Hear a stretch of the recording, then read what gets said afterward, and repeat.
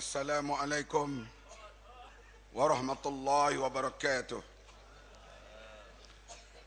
Alhamdulillahi wahdah la syarikalah wa ashhadu anna Muhammadan abduhu wa rasuluh. Yang dihormati saudara pengacara majelis, yang berhormat kita Al-Fadil Tuan Guru Datuk Seri Haji Amirul Awang dan Tuh Puan Presiden PAS. Lihat di atas pentas ini, sebelah kiri kita sekali, siapa sangka Tan Sri Mike Tyson bersama kita sekarang. Seorang heavyweight UMNO.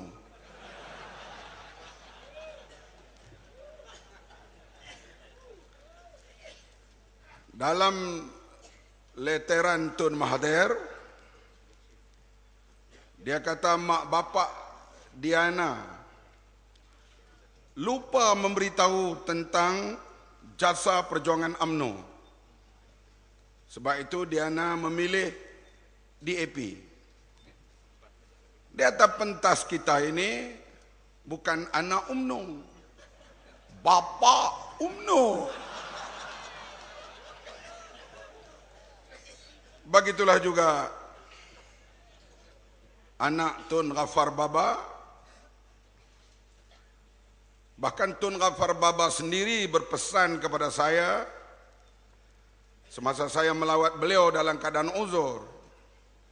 Beliau kata, "Mat, UMNO besar macam gajah tapi kaki plastik. Tak lama lagi relai lah," kata dia. Sebab itu anaknya Tamrin sekarang bersama dengan kita. Suatu pemerintah itu tidak kekal. Qulillahumma malikal mulk. Ayat yang selalu kita baca. Peristiwa Mamali kita sebut dan kita ulang kerana ia satu peristiwa yang paling pahit dalam sejarah selepas merdeka.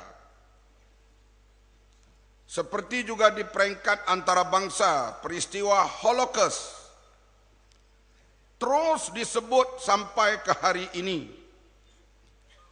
Kejadian yang berlaku di mana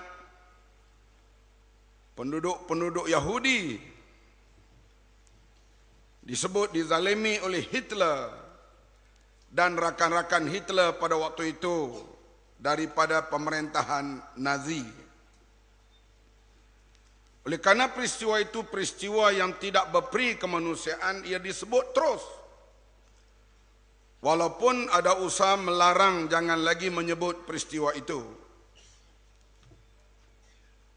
Begitulah juga peristiwa sebelum merdeka, pembunuhan penoreh getah di Batang Kali, Selangor oleh polis British, dituntut dan disebut sehinggalah kemudiannya kerajaan British akui dan membayar sedikit pampasan kepada keluarga yang terlibat dalam mangsa Batang Kali yang berlaku di zaman darurat sebelum merdeka.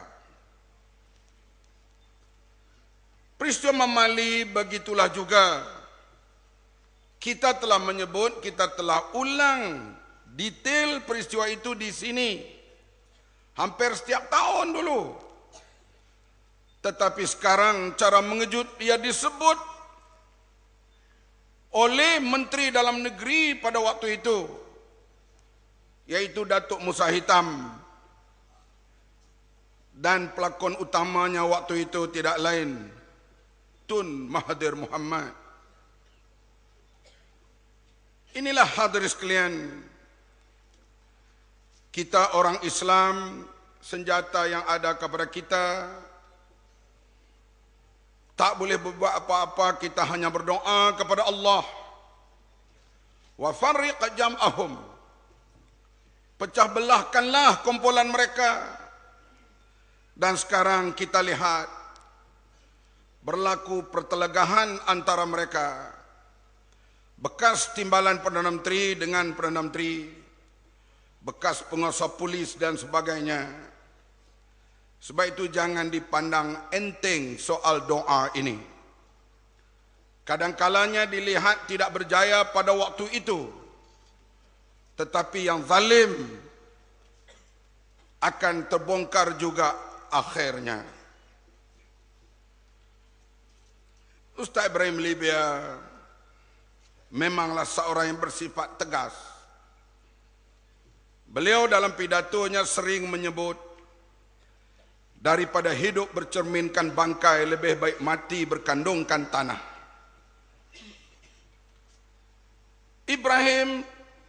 Ustaz Ibrahim Mahmud amat tegas menentang ISA, tahanan tanpa bicara. Bahkan dia menyebut haram gari kena tangan dia kalau nak ditangkap di bawah ISA. Ini ketegasan Ustaz Ibrahim Mahmud sampai akhir dia berlawan. Dan penentangan terhadap ISA itu tercatat dalam sejarah sampai bila-bila. Keberanian, ketegasan Ustaz Ibrahim Mahmud memang menjadi catatan, cakapan daripada Malaysia sampailah tesis yang dibuat oleh berbagai pihak, termasuk mereka yang belajar di England sampai PhD membuat tesis hal peristiwa Mamali dan ketegasan Syahid Ustaz Ibrahim Libya. Kita memilih perjuangan demokrasi, muwajahah silmiah. Ustaz Ibrahim Libya bukan menyerang, dia diserang. Bukan beliau pasukan menyerang, dia pasukan yang diserang. Beliau hanya berada di rumah dan mempertahankan diri di dalam rumah. Ya, seperti kata Datuk Mahfuz, kita mau peristiwa ini disemak kembali. Kertas putih yang lama telah pun menjadi hitam. Kita nak kertas putih yang baru. Hadirin sekalian, memang dalam perjuangan ini kadangkala ia mengambil masa yang panjang. Tapi yakinlah kejayaannya tetap datang. Dahulu kita tak boleh berhimpun. Adanya akta polis. OCPD berkuasa penuh membenarkan ceramah atau tidak membenarkan dan membuat halangan-halangan ke tempat kita berceramah atau berkumpul. Berapa banyak kita hadapi gas pemedih mata dalam ceramah kita di Kedah, di Kuala Ketil, di Jitra, di Kupang. Tok Guru sendiri kena. Tok Guru Jayawang kita kena gas. Di Kuala Kedah, saya kena gas ni banyak. Tu yang gemuk makan gas banyak. Bahkan semasa selepas Mamali atau selepas peristiwa pilihan raya tahun 78 di Kelantan, ceramah pun tak boleh pakai pembesar suara. Hanya pakai FM stereo. Pernah dalam satu ceramah, polis datang bertemu Ustaz Fadil. Ustaz, pelahankan suara. Dia kata, woi, hang pekak kah? Ni pembesar suara, bukan pelahan suara. Tu Ustaz Fadil terpaksa hadapi berlawan. Saya ingat dalam satu ceramah di Sungai Petani, hujan renyai-renyai. Polis berdiri daripada sebelum maghrib, tunggu depan laman. Diarahkan oleh ketuanya. Tak makan. Adalah petugas-petugas kita rasa kasihan bawa bungkusan nasi pergi pada polis tu. Ustaz Fadil masa tu duduk ceramah, dia kata, "Tok saru bagi, kita akan panggil mereka mai. Siapa suruh mai?" Bahkan kita memberi penerangan, termasuk Tok Guru Presiden kita, Tok Guru Haji Hadi, ditangkap dan dibawa ke balai polis. Kenapa? Ceramah. Bukan kerana buat benda lain. Kalau belah Johor, kami pergi ceramah, pendengar 30 orang, polis 300. Lama daripada dengar ceramah kita, tak berani pangkah kita lagi. Itu pelik bin ajaib. Di Malaysia ada 2 kumpulan manusia yang paling rendah mengundi PAS. Yang pertama orang asli, yang kedua polis. Ini 2 makhluk yang undi mereka terhadap kita lebih kurang serupa. Di Lenggong, Perak, orang asli ada 1,500, undi PAS 11 orang. Polis ada 60, undi PAS 1.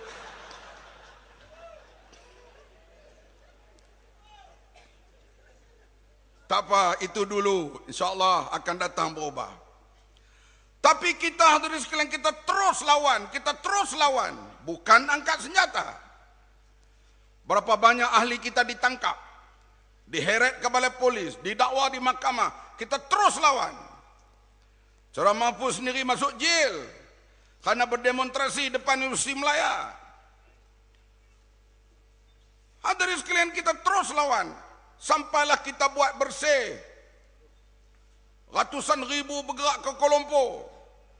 Polis buat sekatan, mana saja bawa baju kuning, pakai baju kuning, dihalau balik. Kuning digeruni. Sehingga berak tai kuning pun tak boleh waktu tu. Bah-bah yang nak bertolak Kuala Lumpur diperiksa. Ada baju kuning, diarah patah balik. Saya hari himpunan itu berada di Masjid Negara, saya tengok, Allah, mana ada orang hari ini. Adalah anak-anak muda berkeliaran dengan bawa beg atas belakang. Bila sembahyang Zuhur ramai. Saya kata, mana orang nak himpun hari ini? Lepas-lepas sembahyang Zuhur, dia buka baju, semua kuning. Akhirnya hadirin sekalian, jadilah Himpunan Bersih 1 menuntut pilihan raya yang adil, kebebasan bersuara, media yang adil dan sebagainya. Seorang dua kena dakwa di mahkamah, saya kenalah 27 ni rayuan terhadap kes. Dah menang dah kes, dia rayu lagi. Tak ada kerja lain lah hidup saya, siang mahkamah, malam ceramah. Hadirin sekalian, kemudian kita terus lagi menuntut Bersih 2. NGO dan kita semua bekerja sama. Polis buat sekatan yang lebih dahsyat. Isytihar kawasan macam darurat tak boleh masuk. Nama-nama orang tentu tak boleh masuk. Dilempar gas benih mata sampai ke dalam hospital. Masuk gas benih mata. Saya sendiri skru duduk dalam lutut sampai hari ini. Beratus kena tangkap. Tapi rakyat Malaysia dah lain dah kali ini. Ada orang takut kena tangkap. Ada orang masuk lokap, dia tak mau keluar. Ini yang berhormat Ten Chua. Polis suruh dia keluar, letak di luar, dia lari masuk balik. Ini jenis manusia pelik buat. Rupanya polis masalah bila orang tak mau keluar. Dia didakwa di mahkamah kerana menghalang penjawat awam. Sebab tak mau keluar.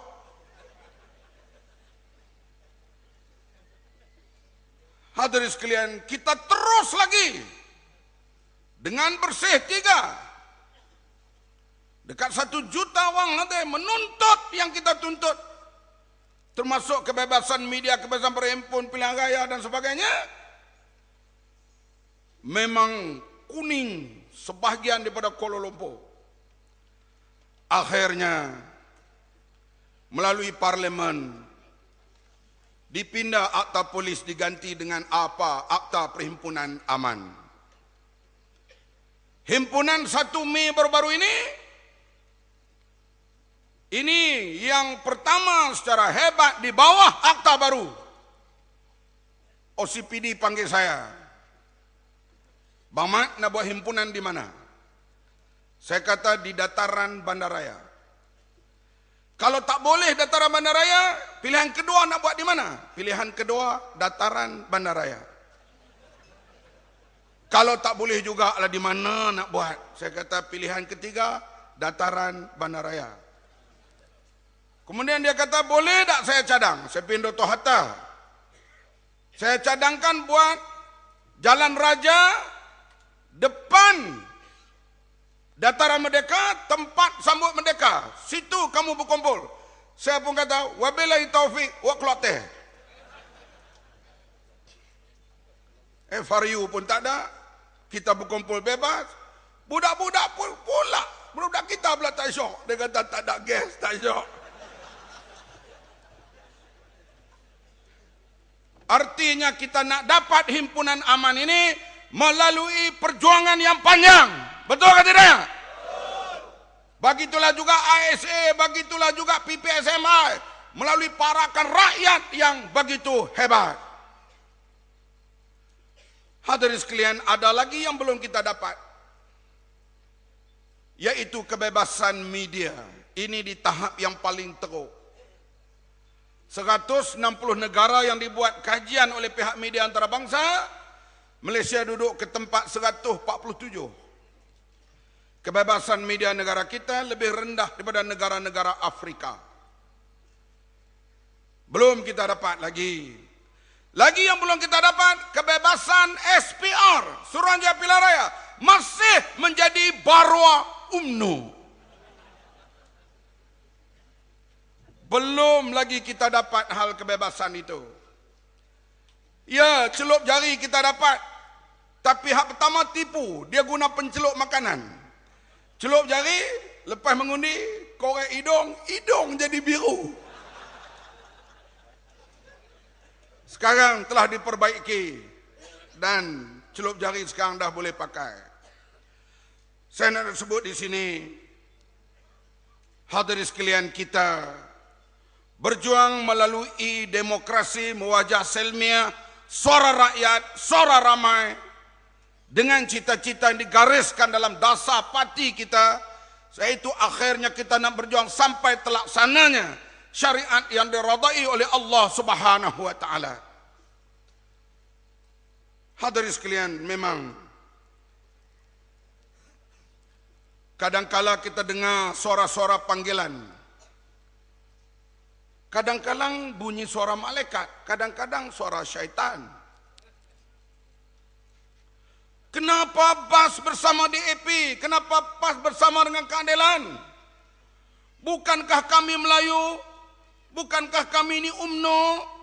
Mari kita bersama untuk menghadapi Cina nak ambil alih Malaysia.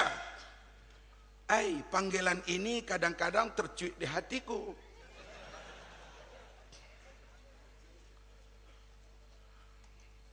Kenapa PAS berkawan dengan DAP?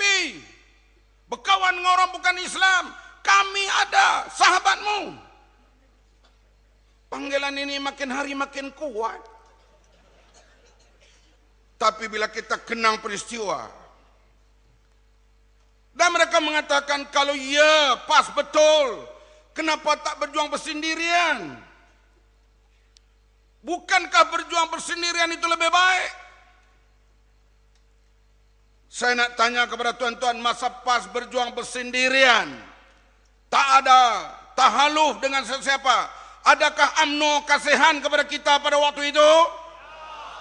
Bila berlaku peristiwa Mamali tahun 85, waktu itu kita berkawan dengan DAP atau tidak? Berkawan atau tidak? Tapi waktu itulah kamu hantar polis bunuh sekerat lau. Hei UMNO, jangan tipu kami kali kedua, ketiga, keempat. No! Muhulur tanganku, tampar tanganmu itu. Tok-tok guru kami, ustaz-ustaz kami ditangkap di Terengganu, ditangkap di Kelantan, dibuang daerah, dikena KSA. Adakah waktu itu kita berkawan dengan DAP? Sayangkah UMNO kepada kita? Inilah hadirin sekalian. Bila mereka lemas, bisikan menggoda itu datang. Bila mereka kuat, out you go. Bahkan kalaulah tak ada kekuatan kita sama muafakat, perpaduan ahli kita, barangkali Tok Guru kita entah ke dalam, kerana amanat Tok Guru Haji Hadi dianggap di antara punca pencetus peristiwa Mamali. Kita sebut perkara ini supaya kita semua kembali sedar dan tahu siapa itu UMNO.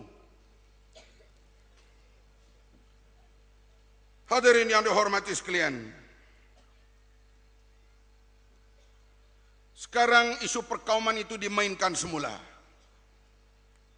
terutama golongan GST, geng songkok tinggi.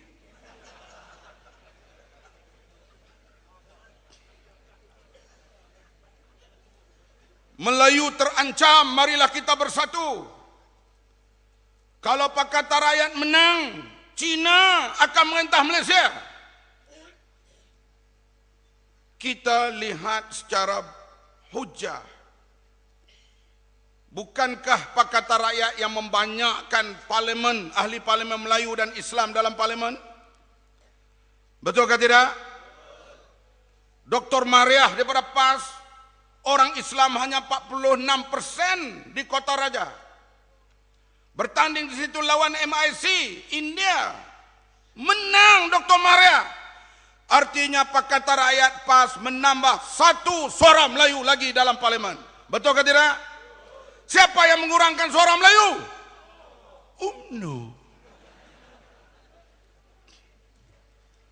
Dr. Fauziah Saleh lawan dengan MCA menambahkan satu lagi suara Melayu ke dalam parlimen. Banyak lagi yang saya tak mau sebut satu-satu. DAP, Parti Chauvinis Cina, kata UMNO. Kita lihat di Raut Pahang, kalau dia letak calon Cina wakilin DAP pilihan 2013, DAP boleh menang atau tidak? Menang ke tidak? Menang, tapi dia letak Datuk Arif. Satu lagi suara Melayu bertambah di parlimen. Bukit Bendera, hampir 90% orang bukan Melayu. Bukit Bendera, Melayu pun ada di situ Mama. Diletak anak Khair Johari Zahrir dan menang dengan majoriti yang besar. Artinya satu lagi suara Melayu ditambah di parlimen. Sekarang anak Dara Comel diletakkan di Teluk Intan, Dayangku Diana Sofia.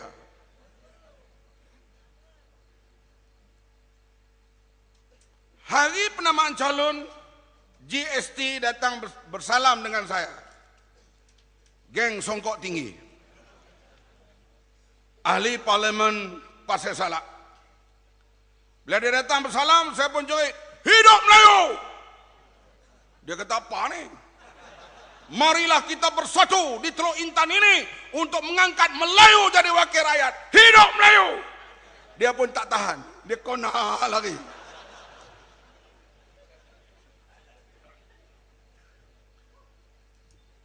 Hadirin sekalian, inilah pahaman asabiah qaumiyah yang cuba dijelmakan semula oleh UMNO untuk menarik kita. Kita akan terus dengan perjuangan, dengan muafakat dengan Pakatan Rakyat,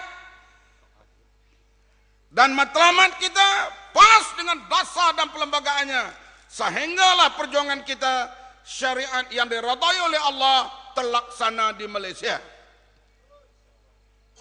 Alhamdulillah, sekarang Islam jadi bahan perbincangan, forum hukum syariat, semuanya sekarang sedang bincang. Artinya Islam berada di pesada fikiran orang ramai sekarang ini. KBY 6044 tolong ubah. KBY 6044. Hadirin yang dihormati sekalian.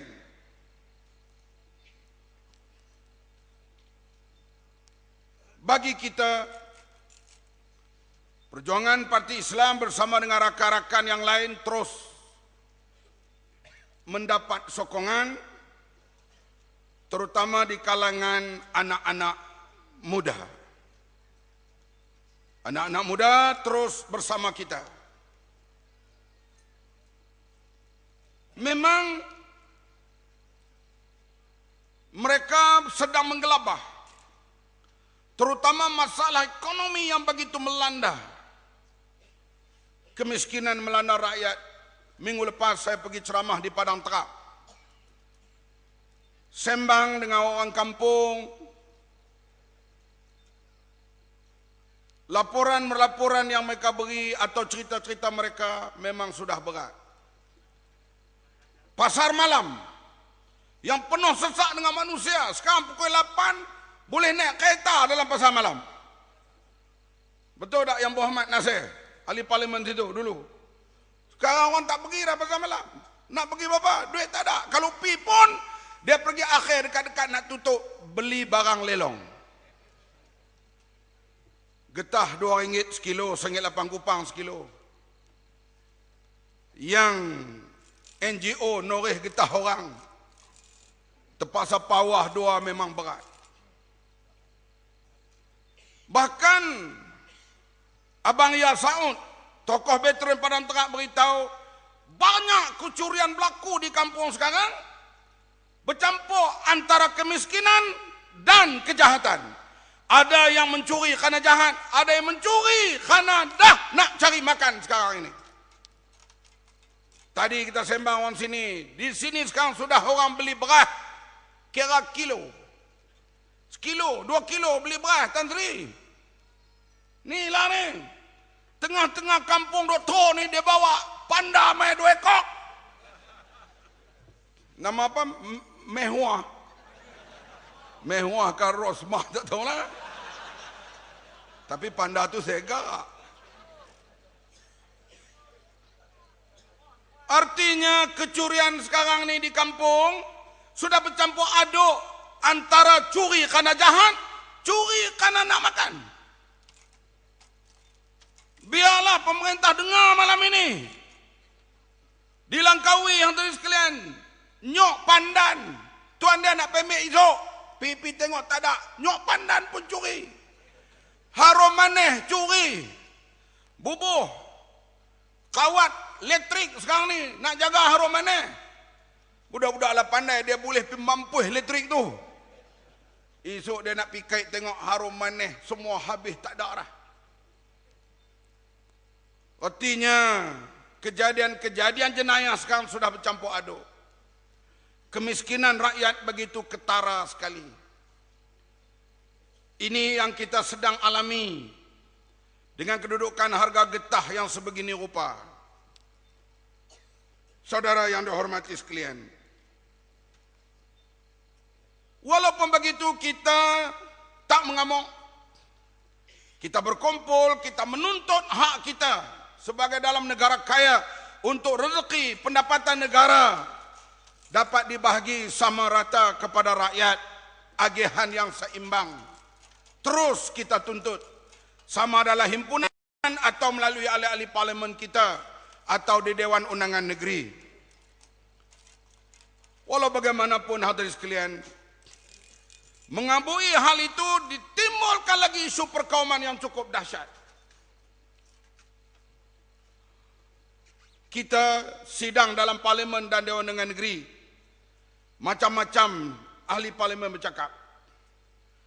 Tun Mahathir pernah mengatakan PAS lebih bahaya daripada komunis dalam parlimen. Apa mimpin UMNO tak kata kita? Kita pun kata ke mereka macam-macam juga. Aku dulu berkeli dengan Nurdin Maidin sampai parlimen kena tangguh. Pasal apa? Dia kata mengharumkan nama negara lebih penting daripada sembahyang. Sekarang sidang dewan, bertengkar dalam dewan. Luar dewan, kumpul orang, serbu masuk dalam dewan. Ini peristiwa yang paling memalukan sejarah Malaysia merdeka. Betul tak?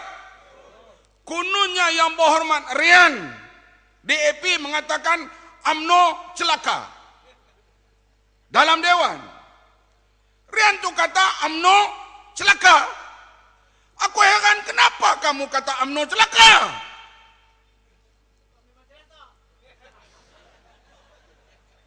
Dia kata dalam dewan, ahli dewan lah bangun berlawan dengan dia. Kalau tak puas hati biar bertumbuk dalam dewan. Kenapa bawa gangster serbu masuk ke dalam dewan? Saya tengok melalui YouTube, polis tidak berbuat apa-apa. Sebab itulah press conference saya minta Ketua Polis Pulau Pinang letak jawatan atau Menteri Dalam Negeri ambil tindakan sesuatu kepada mereka yang gagal mengawal orang menyerang masuk ke dalam dewan. Saya ingat dia masuk di luar tu, hinggut pintu pagar, masuk dewan, ambil buku speaker, lempang, nak cari Rian.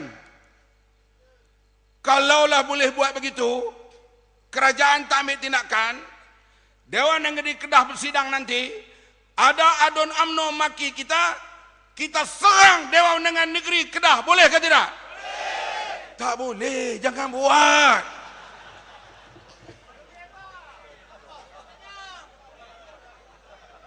Saya tanya tu nak tahu reaksi marah rakyat. Marah ke tidak? Kalau boleh buat macam tu di Terengganu ada wakil UMNO, kata macam-macam kat PAH, kita rasa kita kumpul orang serang Dewan Negeri. Boleh?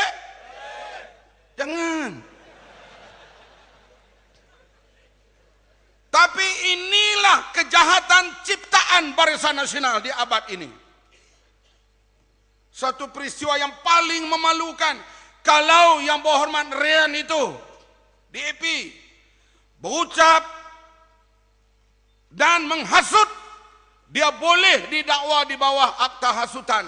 Dalam dewan pun akta hasutan terpakai. Mengkritik kerakyatan, bahasa Melayu, raja, Islam agama resmi, bahasa kebangsaan dan sebagainya. Bapa perkara ini tak boleh disentuh walaupun dalam parlimen boleh didakwa. Kalau Rian itu melanggar akta hasutan, dakwa di mahkamah. Kenapa bawa gangster serang Dewan Negeri? Media hampir tutup cerita ini. Malam tu saya tunggu warta berita, Awani pun tak siar. Rupanya sudah ada arahan daripada KDN, tutup berita serangan gangster BN ke dalam Dewan Negeri. Budaya yang tak patut dan tak boleh berlaku, tapi telah berlaku di Pulau Pinang. Rakyat Pulau Pinang, rakyat Malaysia makin benci kepada mereka. Inilah kumpulan dia, jangan hina Melayu. Aku tak terasa terhina pun. Hidup Melayu. Kita dengar seruan tu, kita benci. Benci, benci, benci. Ni GST ni, hidup Melayu. Tarik royalti di Kelantan. Hidup Melayu. Tak buat lebuh raya ke Kelantan. Hidup Melayu. Beasiswa ganti dengan pinjaman. Tan Sri Mat Taib, nasib baiklah Tan Sri tak duduk dalam UMNO. Tidak mampu lah. Hadirin sekalian, kita terus dengan semangat perjuangan. Semangat yang ada kepada Ibrahim Libya dan anak muridnya kita teruskan. Kita memilih perjuangan demokrasi. Kita memilih muwajahah silmiah, insya-Allah. Perjuangan PAS dan Pakatan Rakyat akan berjaya insya-Allah. Wabillahi taufiq wal hidayah. Wassalamualaikum warahmatullahi wabarakatuh. Takbir.